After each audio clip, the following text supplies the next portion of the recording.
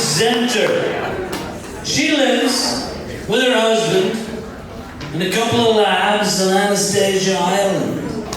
She has in the past allowed us to use her home as a practice venue, which suggests generosity and a reasonable amount of lunacy.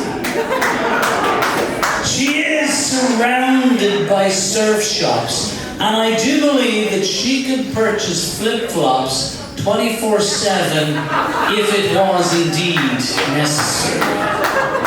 She is a registered nurse. She helps healthcare organizations advocate and do incredible workplace justice. Ladies and gentlemen, Barbara Olson, my ancestors rock.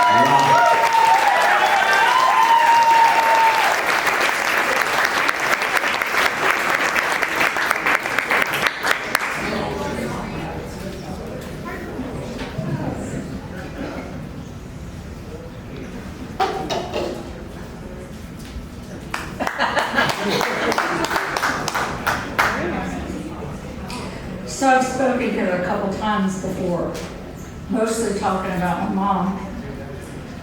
My mother joined the ranks of the departed about 18 months ago. She's keeping company with the ancestors. She is an ancestor. I've lost other things in the months since I've lost my mom, and so have you. Bodily autonomy, your Canadian friends, the Gulf of Mexico. You've gained a shrinking economy and a war on science. These are shitty times. Even the Pantone color of the year is brown. So I've been thinking about my ancestors and how they coped, how they navigated their time, stood up to the joys and burdens, the tragedies and the injustices that came their way. So I came here to talk about them. They're interesting. My mother didn't say, "Don't pee on my leg and tell me it's raining." That came to me from Judge Judy. But it's something the women in my family would have said. About ambition and hard work, they said, "Wish in one hand and shit in the other and see which gets full first." They didn't like women that wouldn't say shit if they had a mouthful. And as I reflected on their wisdom, it is hard to ignore how many times shit is said. My grandmother, who gave birth to 7 children, said giving birth is like shitting a ham. I'm here to tell you that is true. The matriarchs would have said shit happens. It did. And stories of how they thrived, despite the shit, maybe in spite of it, hold me up as I navigate the shitstorm that is 2025. So my foremothers, like all people, respond to feedback that is certain and immediate. They understood cause and effect. They were sensible and they could count. I see them as special, heroic, but really they just lived in their times, like me. They were feisty, funny, flawed, like all of us. So my Granny Ruth had 4 children in the first 5 years of her marriage, despite using every form of birth control known in her times.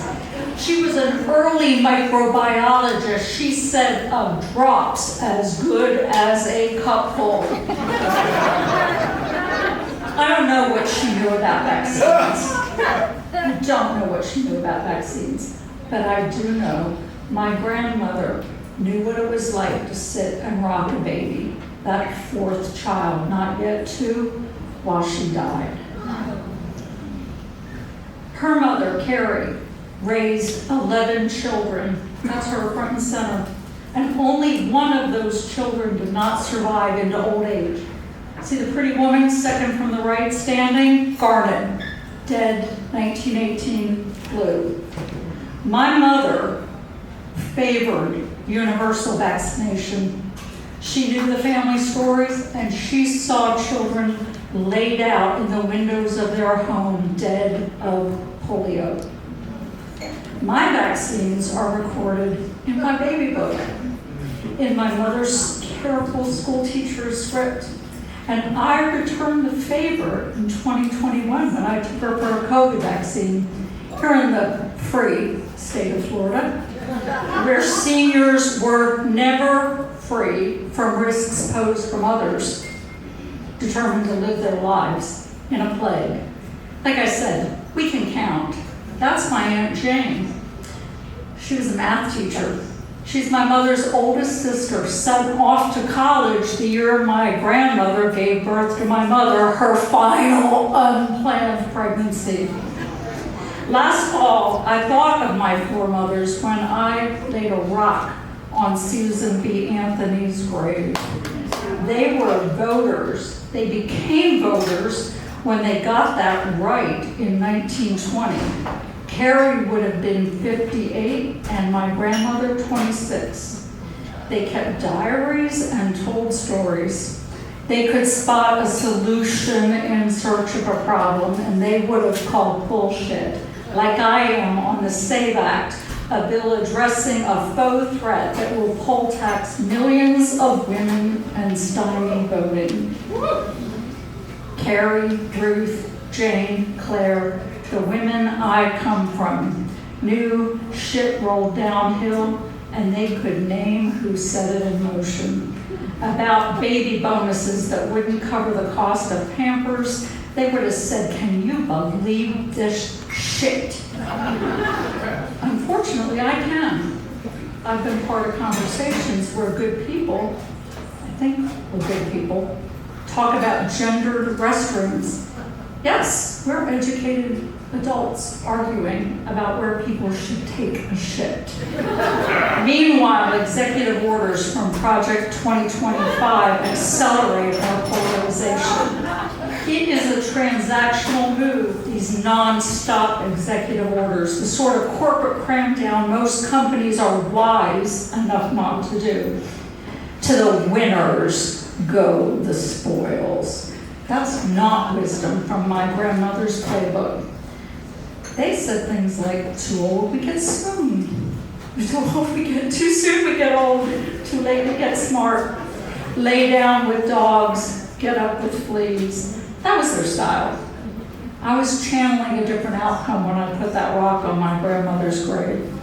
And I can't claim this final bit of wisdom came from them, but they said it. They didn't have to finish it, and neither do I. Give them enough rope.